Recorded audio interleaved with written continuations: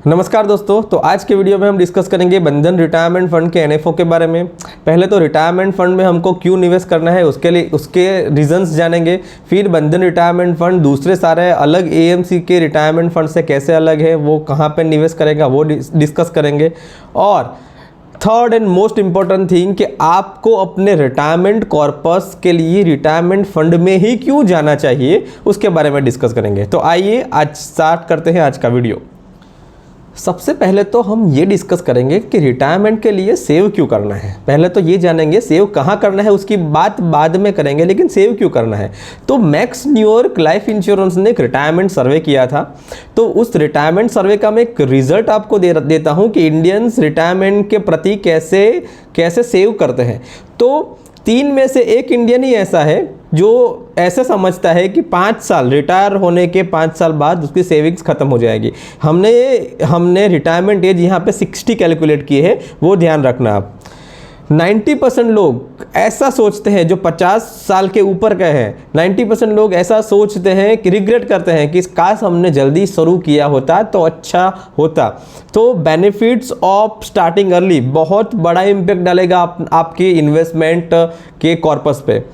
24% Indians ऐसे हैं कि जिसको पता ही नहीं है कि शुरू कहाँ से करना है, क्योंकि उनके पास कोई ट्रस्टेड एडवाइज़र नहीं है। मैं अगेन बोलता हूँ, always go with trusted adviser. 40% लोगों ने तो अपने रिटायरमेंट के लिए कुछ इन्वेस्ट किया ही नहीं है। सोच लीजिए 40% तो अभी कुछ स्टार्ट भी नहीं किया है। तो आपको ऐसा नहीं करना है। अगर आप वीडियो देख रही हो तो स्टार्ट कब करना है? अभी स्टार्ट करना है, अभी से स्टार्ट करना है। Today is the good day तो स्टार्ट। ऐसा मेरे को नहीं सोचना है कि रिटायरमेंट का गोल काफ़ी दूर है यहाँ से।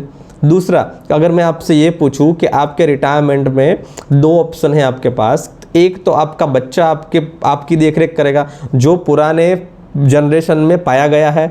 मैं ऐसा सोचता हूँ कि मेरा बच्चा मेरे पे लुकआउट करेगा, तो वो नेक्स्ट जनरेशन पे होगा नहीं होगा वो डिबेटेबल नहीं है, हो भी सकता है नहीं भी हो सकता। लेकिन एक क्वेश्चन मैं आपसे ज़रूर पूछता हूँ कि अगर आप 60 साल की एज में आप ऐसा सोचो कि मेरे पास बहुत अच्छा बैंक बैलेंस है और मेरा बच्चा है, तो दोनों में से कौन ट्रस्टेड ज़्यादा है? तो बट ऑब्वियस है, you will always go through bank balance. Bank balance ज़्यादा भरोसेमंद है, बच्चे पे मैं ज़्यादा आशा नहीं रख सकता।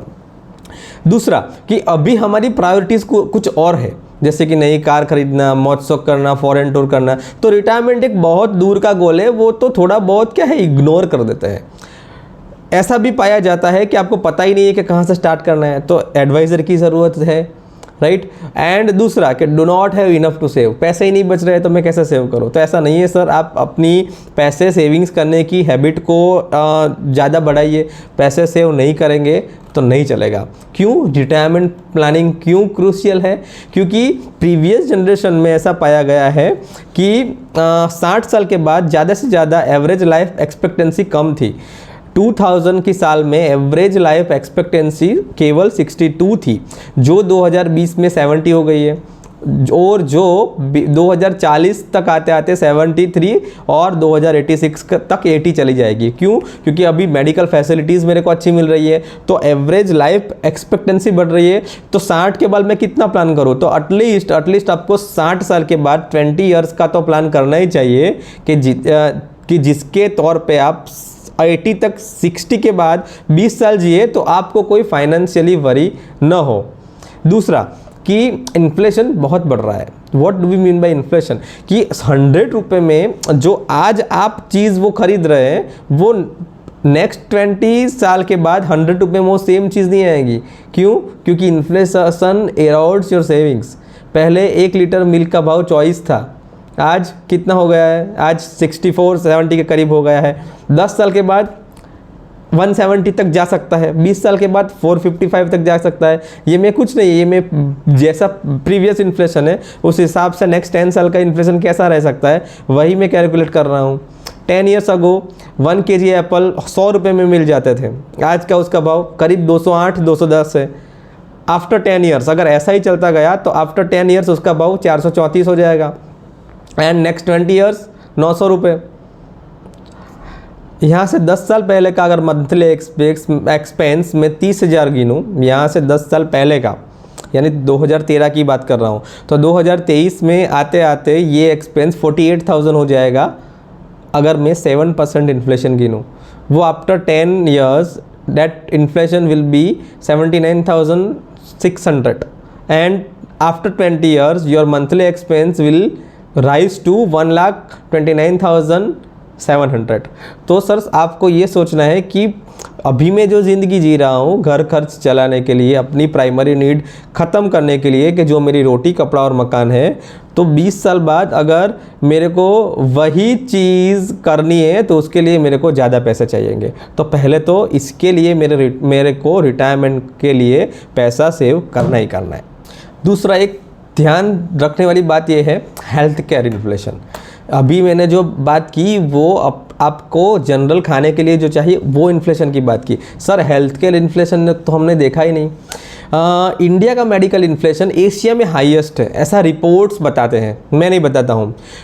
कॉस्ट ऑफ ट्रीटमेंट यहाँ से 5 साल में डबल होते हैं जो मैं ट्रीटमेंट ले रहा हूँ। तो सर सोचिए कि 60 आप अगर 60 के होगे, if assuming that you are 30 to 35 to 40 right now, तो आप अगर 60 के हो जाएंगे तो 25 साल 20 साल है यहाँ से, तो तब ये मेडिकल ट्रीटमेंट कहाँ पे जाएगा। तो आपको मेडिकल इन्फ्लेशन भी ध्यान में रखना है, क्योंकि बॉडी को कुछ ना कुछ तो होगा ही, हमारी हैबिट ही ऐसी है। उसके लिए भी आपको पैसे चाहिए, उसके लिए पैसे चाहिए और उसके लिए एक हेल्थ इंश्योरेंस भी चाहिए। तो यहाँ पे मैं एक थोड़ा बोल देता हूँ कि requirement of health insurance is must, नहीं आपको करना चाहिए ऐसा नहीं है, करना ही है। तो ये भी एक लुकआउट करने की बात है। अभी रिटायरमेंट क्यों करना है ये तो मैंने बता दिया, कहाँ पे करना है, ठीक है। तो कहाँ पे करना है, so sir always go with retirement mutual fund. अभी रिटायरमेंट म्यूचुअल फंड में क्यों जाने को बोल रहा हूँ सर, उससे पहले क्या होगा कि सारे रिटायरमेंट फंड 5-5 साल के लॉक इन में आएंगे।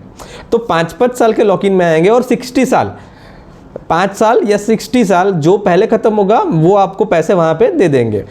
SBI रिटायरमेंट फंड एक ऐसा रिटायरमेंट है जो लॉक इन पीरियड 5 साल का तो है, लेकिन 65 मैक्सिमम जाता है, 65 तक जाता है वो।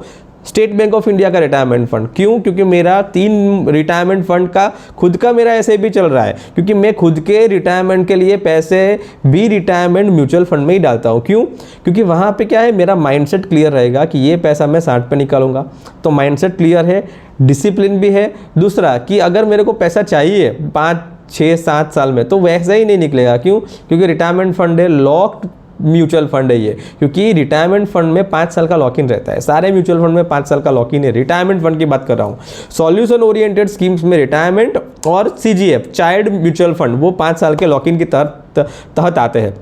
तो इससे क्या होगा कि लॉक इन है तो डिसिप्लिन अपने आप मैनेज हो जाएगा। तो मैं आपसे निवेदन करता हूं कि अगर आपका 100% का SIP है, अगर आप 100 रुपये का SIP करते हैं तो 40 रुपया तो रिटायरमेंट में ही जाना चाहिए। 60 रुपीज़ आप ओपन एंडेड फंड में कीजिए कि जो लिक्विडिटी हो कभी भी निकाल सकते हो, लेकिन 40 रुपीज़ तो must go with long term, वहाँ पे 55 साल में ही आपको निकालना है।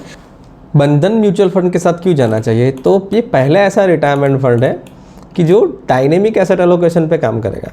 दूसरे retirement fund dynamic asset allocation पे काम करते हैं, लेकिन वो इंडिविजुअल फंड ही है। डायनेमिक एसेट एलोकेशन के थ्रू इंडिविजुअल फंड ही है। इसके मतलब क्या होता है? इसका मतलब ये होता है कि जैसे कि SBI का रिटायरमेंट फंड है, तो SBI के रिटायरमेंट फंड में 4 प्लान्स हैं। वो कैसे कि एक तो SBI retirement benefit fund aggressive plan, जिसमें इक्विटी 90 to 100% है। SBI retirement fund aggressive hybrid plan, जो balance fund, traditional balance fund है मेरा, जहाँ पे इक्विटी मैक्सिमम 75% जितना जाता है। SBI retirement benefit fund conservative hybrid plan, जिसमें इक्विटी लेवल और कम हो जाता है। जैसे अग्रेसिव हाइब्रिड में 75, यहाँ पे 40 to 50% इक्विटी रहता है। और SBI retirement benefit fund conservative plan.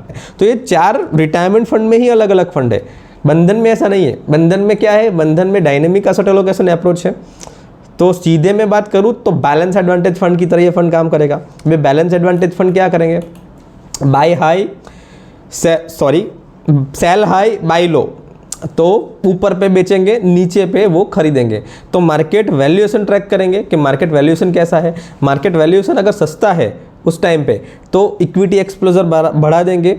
Equity exposure कितना रखेंगे? वो 65% रखेंगे। क्यों? क्योंकि मिनिमम इक्विटी होल्डिंग मेरा 65% रहता है to meet equity taxation eligibility. तो 65% इक्विटी, अगर 65 से इक्विटी कम हो गया तो दूसरा क्या होगा? परसेंटेज में वो लोग आर्बिट्राज ले लेंगे, because arbitrage is again equity. तो मेरा इक्विटी, नेट इक्विटी अगर 50 है तो 15% आर्बिट्राज हो जाएगा, तो और बाकी का डेट पोर्शन हो जाएगा। तो fund dynamic asset allocation maintain करेगा। अभी डायनेमिक एसेट एलोकेशन मेंटेन करने के लिए मेरे को मार्केट का वैल्यूएशन पता होना चाहिए। तो वैल्यूएशन जाने के लिए मैं क्या करूँगा, मैं क्वांटिटेटिव मॉडल रन करूँगा, क्योंकि सारे बैलेंस एडवांटेज फंड यही करते हैं। कौन सा मॉडल वो फॉलो करते हैं उसके हिसाब से वो स्कोर निकल के आएगा कि मेरा इक्विटी कितना % होना चाहिए। तो यहाँ पे मॉडल, ये बंधन म्यूचुअल फंड कैसे मॉडल फॉलो करेगा, एक तो वैल्यूएशन। तो वैल्यूएशन का मतलब क्या, निफ्टी 50 का ट्रेलिंग पी मेरा क्या है, P means price to earn ratio. P तो सब मॉडल में देखा ही जाता है, क्योंकि पी इज ऐसा इंडिकेटर है, प्राइस टू अर्न रेशियो, जिससे मेरे को पता चलता है कि मार्केट सस्ता है या महंगा है। 20 साल का, पिछले 20 साल का एवरेज पी मेरा 21 अराउंड का है। दूसरा फंडामेंटल्स। तो फंडामेंटल का मतलब होता है रियल रिटर्न्स कैसे है, क्रेडिट स्प्रेड कैसा है, करेंसी वैल्यूएशन कैसा है। तो पहला वैल्यूएशन, दूसरा फंडामेंटल, तीसरा टेक्निकल। टेक्निकल में क्या आ जाएगा, टेक्निकल में आ जाएगा वॉलेटिलिटी इंडेक्स, कि मार्केट की वॉलेटिलिटी क्या है। तो ये 3 पैरामीटर्स के हिसाब से वो लोग अपना इक्विटी मैनेज करेंगे। सर अगर आपको भी अपना रिटायरमेंट प्लान करना है तो एक SIP रिटायरमेंट फंड में ही डाल दीजिए।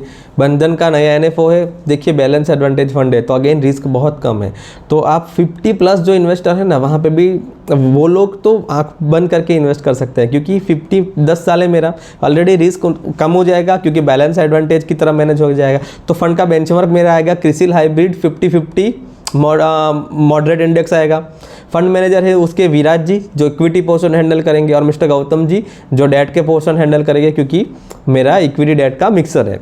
5 साल का लॉक-इन है, ये ध्यान रखना, 5 साल और till retirement age. Retirement age यहाँ पे 60 वो लोग ने मानी है, और NFO का पीरियड है 28 से 12।